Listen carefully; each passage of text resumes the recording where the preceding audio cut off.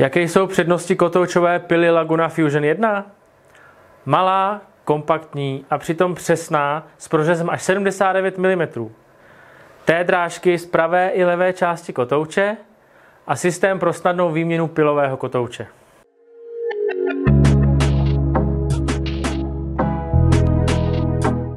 Ahoj, já jsem Honza z IGM. V tomto videu si předvedem kotoučovou pilu Laguna Fusion 1. Značka Laguna je lídrem na americkém trhu dřevoobráběcích strojů a pro evropský trh je zastoupena firmou IGM.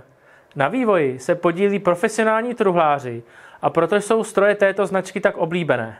Model Fusion 1 představuje vynikající řešení pro ty, kteří hledají malou kompaktní, ale přitom přesnou a kvalitní pilu do začátku. Pojďme si pilu Fusion 1 představit blíže. Celková hmotnost stroje je 110 kg. Je tedy vidět, že na materiálech se nešetřilo. Rozměry pily jsou 1550 na 1405 na 1100. Pila Laguna Fusion 1 zaujme velkým pracovním stolem, který je z větší části z litiny. Boční rozšíření stolu je ze silnostěnného ocelového plechu s kvalitní povrchovou úpravou proti oděru. Rozměr litinového stolu je 508 na 792 mm a celkový rozměr stolu je 1118 na 792 mm. V hlavní litinové části stolu využijeme 2 T-drážky z obou stran pilového kotouče pro použití úhlového pravítka. Pila je dodávána se zadním prodloužením stolu, které prodlouží o 500 mm. To oceníte při řezání delších dílců. Součástí pily je masivní podélné pravítko z rukojetí, změkčeného plastu. Pravítko lze velmi lehce posouvat a zajistit ve zvolené pozici. Maximální šířka řezu k pravítku je 769 mm. Na podélném pravítku jsou umístěny 2 lupy pro snadné a přesné nastavení šířky řezu. Kdy lupu L využijete, když je hliníkové pravítko svislé, a lupu H, když je vodorovně, což využijete pro snazší řezání tenkých dílců. Úhlové pravítko lze použít v té drážce z pravé i levé strany kotouče. Pravítko lze nastavit v úhlu od -60 do +60 stupňů. Pro nejčastější využívané úhly jsou na pravítku dorazy. Pila je osazena 1450W motorem, který zaručuje stabilní otáčky pilového kotouče 3800 otáček za minutu. Díky nízké spotřebě a standardní přípojce na 230 V vám pro zapojení této pily postačí běžný elektrický rozvod s jištěním 16 A. I přes papírově nižší výkon si tato pila hravě poradí s podélnými i příčnými řezy tvrdého dřeva do tloušťky až 79 mm. Robustní litinové zavěšení motoru poskytuje stabilitu při práci a zaručuje tak perfektní řez. Polohovatelný centrální vypínač je možné nastavit na vámi zvolenou pozici.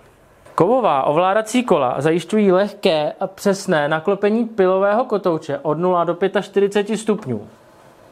Druhým kolem ovládáte zdvih pilového kotouče, kdy při maximálním vysunutí kotouče je prořez až 79 mm a při naklopení kotouče na 45 stupňů je prořez 50 mm. Pila má mnoho chytrých řešení. Vložka v litinovém stolu je vhodná pro všechny úhly řezu od 0 stupňů do 45 stupňů. Vložka je jednoduše vyjímatelná pomocí excentrického zámku a je vybavena nastavitelnými šrouby pro přesné zarovnání s rovinou stolu. Rychloupínací systém umožňuje jednoduché vyjmutí rozvíracího klínu jedním pohybem. Dalším praktickým prvkem je páka pro aretaci hřídele, která slouží pro praktické sejmutí a nasazení kotouče. Klíč pro výměnu pilového kotouče je na boční straně podstavce a máte ho tak vždy po ruce. Pila je v základu osazena pilovým kotoučem průměru 250 mm a upínací hřídel standardních 30 mm. Pro podélné pravítko, úhlové pravítko a podavač materiálu jsou k dispozici úložná místa na boční straně podstavce. Odsávání pilin je z horní i spodní části stroje. Odsávání prachu pomocí krytu pilového kotouče poskytuje čistou pracovní plochu pro přesné a komfortní řezání. Pro připojení odsavače pilin je pila vybavena 100 mm hrdlem. Součástí balení je boční podélné pravítko, úhlové pravítko, podavač malých dílců, horní odsávací kryt, zadní prodloužení stolu, tvrdokovový pilový kotouč pro univerzální použití o průměru 250 mm a 40 zuby a odsávací hadice. Jako příslušenství lze dokoupit náhradní vložku stolu, rozvírací klín pro neprůchozí řezy a pilové kotouče pro všechny druhy materiálu na bázi dřeva. Více o pilových kotoučích CMT se dozvíte v našem připravovaném videu. Dalším příslušenstvím je boční rozšíření stolu. S tímto rozšířením je možné provádět řezy až 1320 mm.